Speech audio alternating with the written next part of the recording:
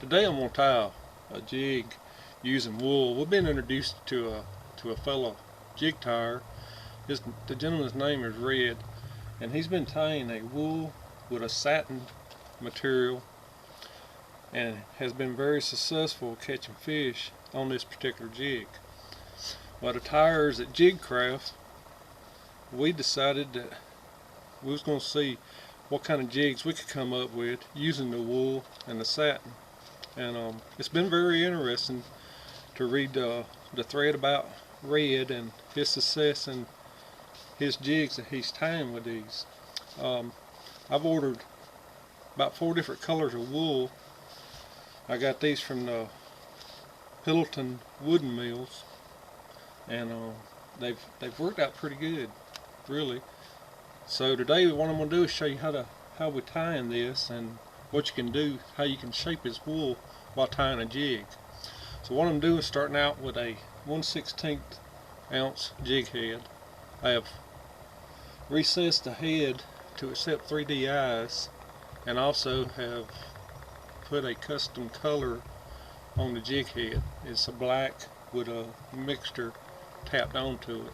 Then it's been baked and cured.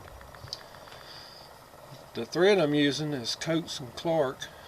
It's a nylon thread. It's a copper. So what I'm going to do with this, I like to put a little bit of super glue on the jig shank first to let that thread sink in. Really tie that thread off. What I'll do is just start it right out there. Start it like you would any other jig, using about half of the hook shank. Cut that off. Alright, the wool,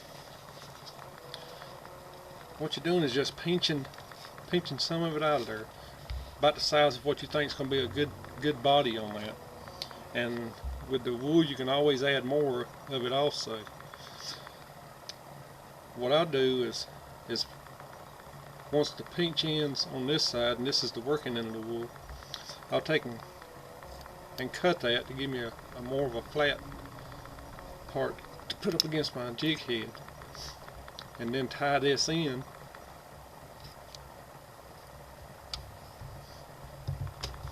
And you can kind of pull this wool around and see how thick your body's going to be. And what's nice about this wool, you can also pull the back of it off, and you still pull it and shape it. I like my body to be a little bit thicker than that, so I'm going to grab a little bit more wool. Do it the same way. I'm flipping it over and cutting the back side flat. So I'm going to tie that on there. Okay, now see, I can work that wool and give it a shad body shape. I'll cut that little bit extra off the tail of it, because I'll be able to pull and shape it just a little bit better here in a minute once I get all this other stuff tied into it. Alright, then I'm going to put this is kind of a fluorescent pink, and what I'm going to do is tie just the bottom of it to give that fish gill look. And I'm going to do it the same way, kind of shape it and get that pull, flatten one side of it. I'm going to tie it in right behind the head just like I did the other wool, and wrap it back. Alright, now see, I can blend that wool in to give my body shape. So that's what I'm wanting on my wool. So I'm going to wrap that body a little tight. Alright, the satin, you buy it by the, well, I had to buy it by a yard, which a square yard, it wasn't much, and then cut it into 2-inch squares. Makes it workable.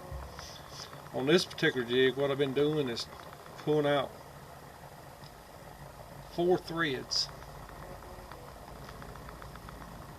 and then cutting them down to the width of the body, or the length of the body, which is about like that.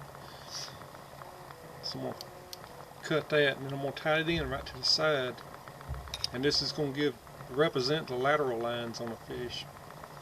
So I'm going to tie in that side, pull it around, pull me out 4 more of the fibers.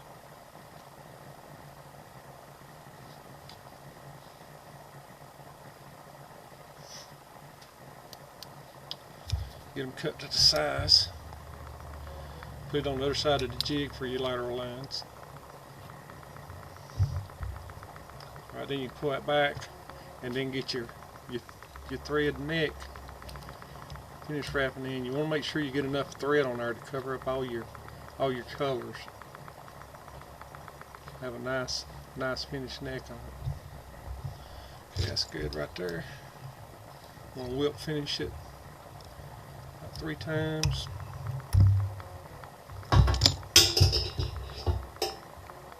Clip the thread. I'm going to use a yellow 3D eye. It's got a yellow with a black pupil in it. And I've already, like I said, I've already recessed these heads to accept these eyes. So you want to get your 3D eyes stuck on.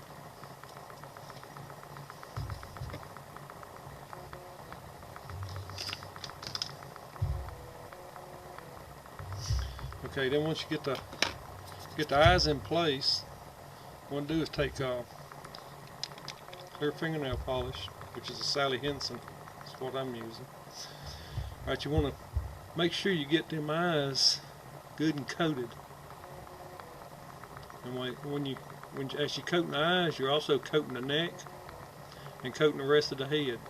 So you're going to have a good clear finish over the eyes, but you hold them in place. Alright, then flip it over and do the same on the opposite side. I say make sure you get the Sally Henson up under them eyes. If there's any space in there, that'll seal them off. Alright, and that's the finished jig. See, there wasn't much to it, but it makes a beautiful shad shape to it. So what it's going to look like coming through the water is this, and this wool is going to suck up the water. So I hope you pull some interest in the wool jigs, and the tires on JigCraft.com.